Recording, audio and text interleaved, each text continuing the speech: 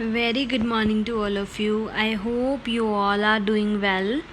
So I hope आप सबकी holidays बहुत अच्छी रही होंगी और सभी ने वर्क अपना जो है वो कंप्लीट कर लिया होगा.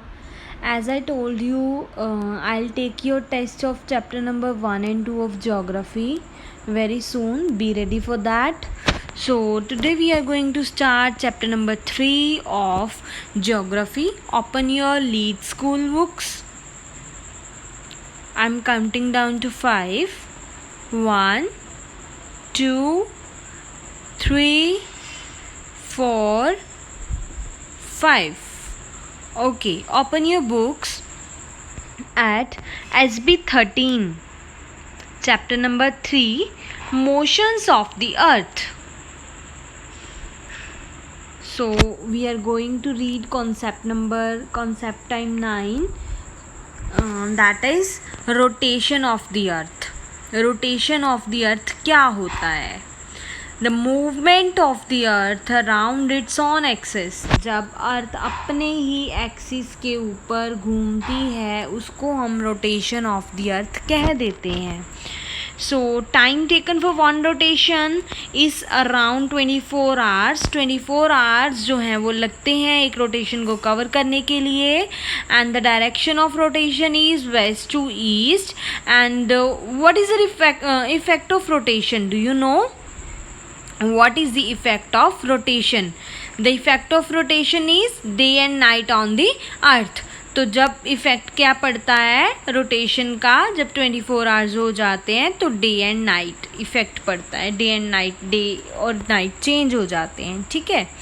सो let's come to the next point. As can be seen in this figure, so you have to see this figure. In this figure what happens, only half of the earth, half part of the earth, like a part, you are यहाँ पर आप देख रहे हो कि जो ये ए part है यहाँ पर डे है, क्योंकि यहाँ पर सन की रेस पड़ रही हैं.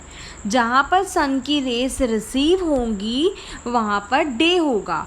जब 24 आवर्स, जब ये पार्ट जो है ये डे है कंप्लीट हो जाएगा तो जो पीछे वाला पार्ट है, बी पार्ट है, दैट विल कम फॉरवर्ड, वो आगे आ जाएगा and it will receive rays of sun. फिर वहाँ पर दिन हो जाएगा और जहाँ पर लाइट रिसीव होती है सन की वहाँ पर डे होता है और उसके बैक में क्या होता है, नाइट होता है. ये मैंने आपको पहले भी एक्सप्लेन किया था. तो इस तरह से जो है वो वन डे बन जाता है 24 आवर्स का. Now come to the next point. What is revolution of the earth? पहले था rotation of the earth, the movement of the earth around its own axis. जब वो अपनी एक्सिस पे ही मूव होती है तो उसको हम बोल देते हैं rotation of the earth. And next is revolution of the अर्थ. जब मूवमेंट होती है अर्थ की अराउंड द सन उसको हम क्या बोल देते हैं, revolution of the earth. It takes 365 days and 6 hours to complete one revolution. One revolution complete करने के लिए कितना टाइम पीरियड होता है, लेते हैं ये 365 days and 6 hours. अब एंड इसकी जो डायरेक्शन होती है वो एंटी क्लॉकवाइज होती है और इसका इफेक्ट क्या पड़ता है, ये सीज़न चेंज कर देता है. जैसे वो डे एंड नाइट चेंज करता था ये सीज़न चेंज कर देता है.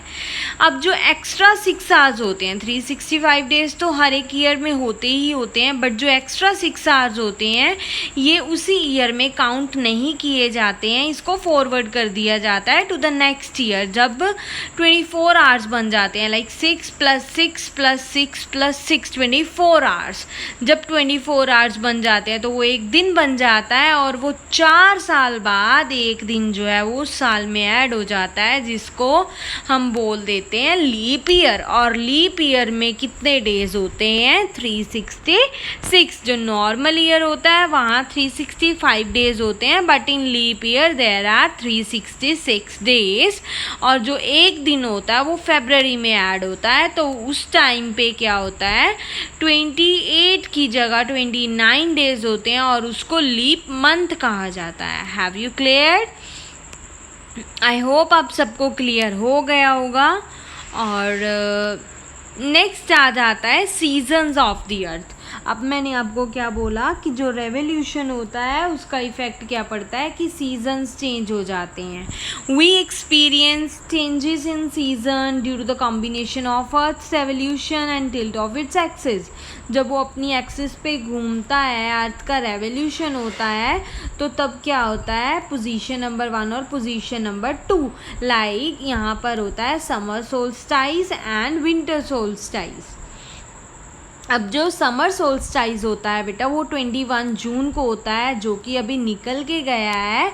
और जब विंटर सोल्स्टाइस होता है तो वहाँ पर 22 दिसंबर को होता है. Okay, so we experience summer और विंटर डिपेंड करता है हेमिस्फेयर के ऊपर कि कौन सा जो पार्ट है वो ज़्यादा सन की जो रेज है वो रिसीव कर रहा है. ओके, सो इनकी डायरेक्शन जो होती है दैट इज़ सेम, और लेंथ जो होती है डेज और नाइट की ऑलमोस्ट इक्वल होती है उस टाइम पीरियड में. Is it okay?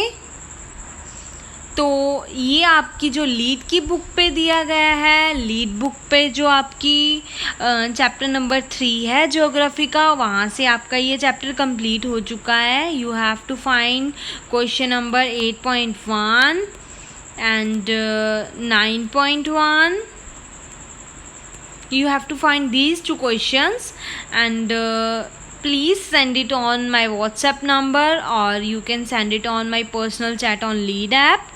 Okay, so you have to do these 2 questions, and further tomorrow I'll explain you this chapter from NCERT book. So be ready for that and find out the questions. This is your homework. Okay, have a nice day.